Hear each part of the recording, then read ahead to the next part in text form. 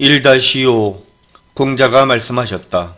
제후의 나라를 다스린다는 것은 몸가짐과 언행을 조심하여 다스려서 자기가 한 말의 책임을 지고 아껴 쓰는 검소한 생활을 실천해서 다른 이들을 사랑하며 백성들을 부릴 때는 시기를 봐야지 아무 때나 동원해서 그들의 원성을 사서는 안 된다.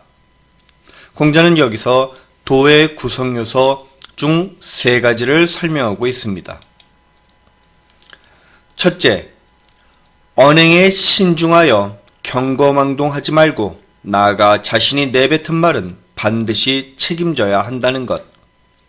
겸손할 겸, 몸을 낮춰서 언행에 신중할 것. 둘째, 국고의 재물은 백성들에게서 거둬들인 것이므로 함부로 낭비하면 안 된다는 것. 검소할 검, 물자를 아껴 써서 만일의 사태에 대비할 것. 마지막으로 농번기인 봄부터 가을까지는 백성들이 자기 생업에 전념할 수 있도록 하고 농한기인 겨울에나 군사훈련 등의 다른 일에 차출해야 한다는 것입니다. 사랑자, 백성을 자기 가족처럼 아끼고 사랑할 것.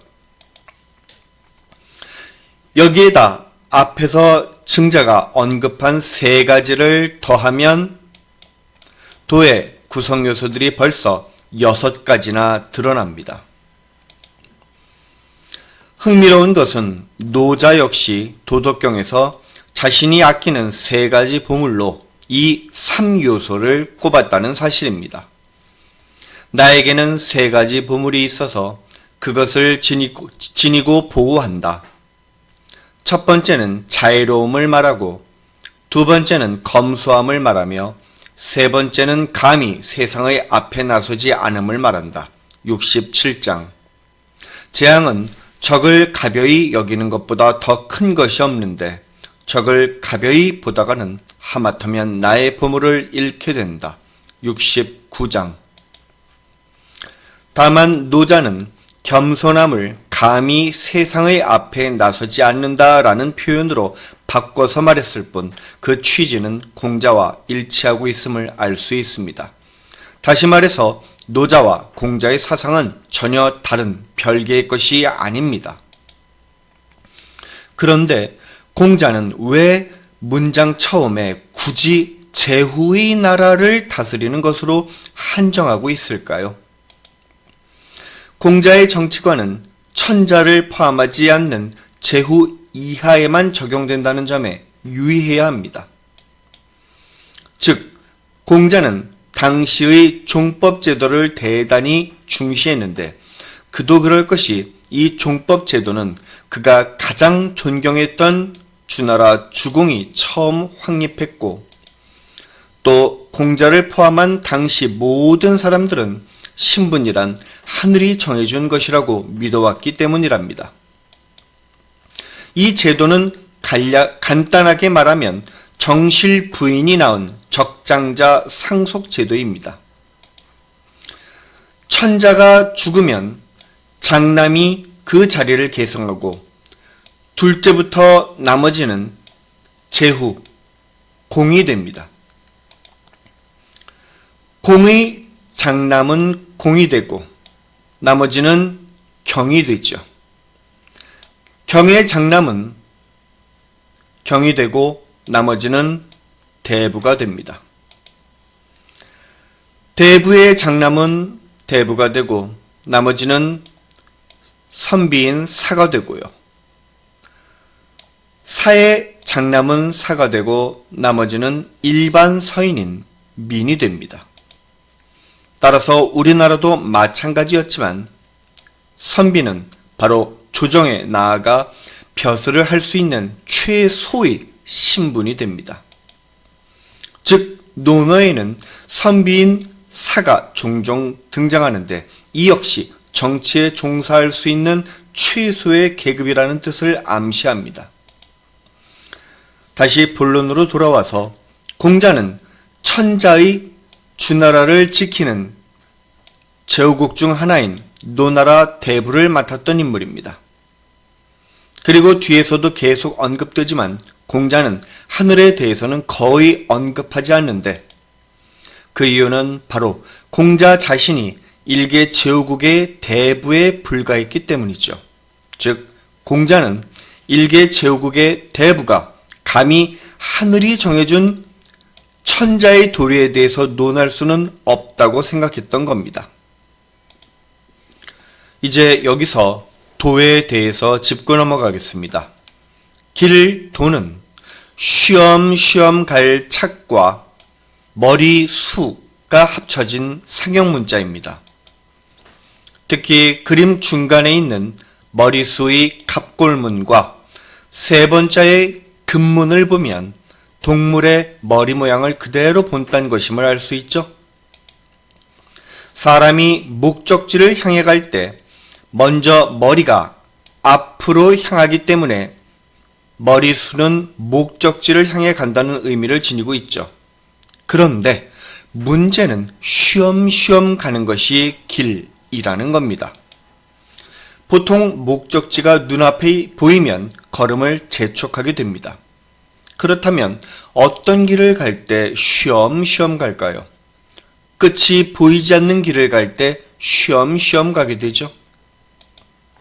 또 이처럼 쉬엄쉬엄 간다는 것은 서두르지 않고 천천히 그리고 꾸준히 발걸음을 옮기는 걸 의미합니다. 다시 말해서 길도는 바로 변치 않고 꾸준하게 행하는 항상상의 개념을 포함하고 있는 겁니다. 그렇다면 도에는 몇 가지가 있을까요? 스스로 진실한 것은 하늘의 도이고 애써서 진실하게 하는 것은 사람의 도이다. 스스로 진실한 사람은 굳이 힘쓰지 않아도 객관적이고 공정해서 중하고 또 생각하지 않아도 자연스레 얻게 되어서 차분하게 도에 들어맞는데 이는 성인만이 할 수 있다. 애써서 진실하게 한다는 것은 선한 것을 가려서 흔들리지 않도록 굳건히 잡는 것이다. 예기 중용.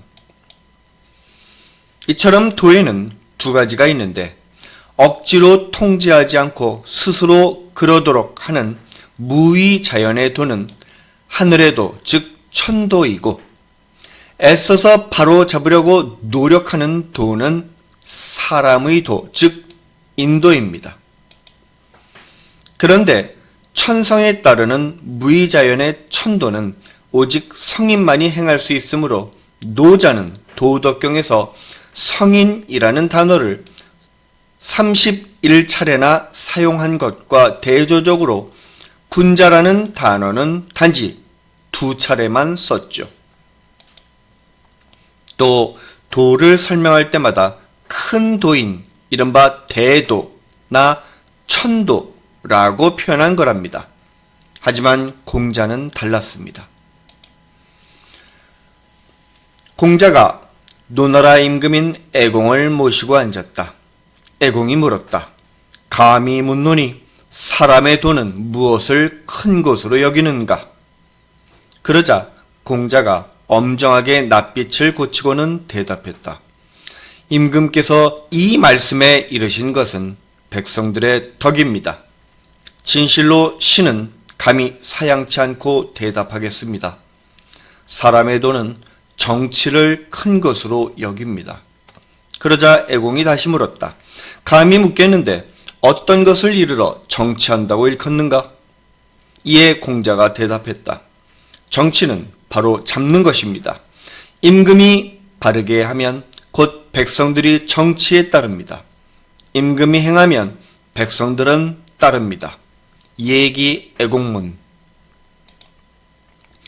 하늘의 도인 천도가 천성에 따라서 다스리는 이른바 무의자연의 도인 반면 사람의 도인 인도는 통제하여 바로 잡으려고 애쓰는 인위적인 도입니다.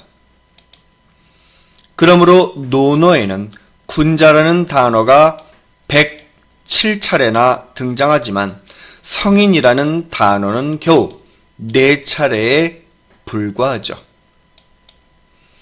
더군다나 공자는 논어에서 단 한 차례도 큰 도인 대도나 하늘의 도인 천도를 따르겠다고 한 적이 없답니다. 이를 통해서 우리는 다시 한번 도라는 것이 정치와 직결되는 개념임을 확인할 수 있고, 또 공자가 논어를 통해서 설명하고 있는 도가 하늘의 도가 아닌 사람의 도임을 추측할 수 있을 겁니다. 사실 도는 법도라는 단어의 줄임말이고, 법도는 마땅히 지켜야 할 도리라는 뜻을 갖습니다. 이런 측면에서 본다면 도를 태평성대를 이끈 지도자들의 통치 이념이라고 생각해도 무방하겠죠. 다시 말해서 현대적 의미의 도는 위대한 지도자가 걸어야 할 길, 즉 리더십이라고 풀이할 수 있습니다.